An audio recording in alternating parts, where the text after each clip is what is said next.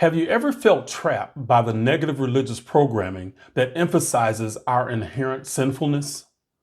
This kind of thinking can be harmful, making us feel like we must watch our every move and avoid taking risks constantly. It's understandable if this has led to feelings of insecurity or being stuck in life. But don't worry, with a shift in mindset and a fresh perspective on yourself, your circumstances, and the world around you, you can break free from these limiting beliefs and discover your full potential for joy and personal growth. It's time to take control of your destiny. Rewrite the narrative, cast off the old beliefs, and unleash the power within. You're capable of greatness beyond your wildest dreams.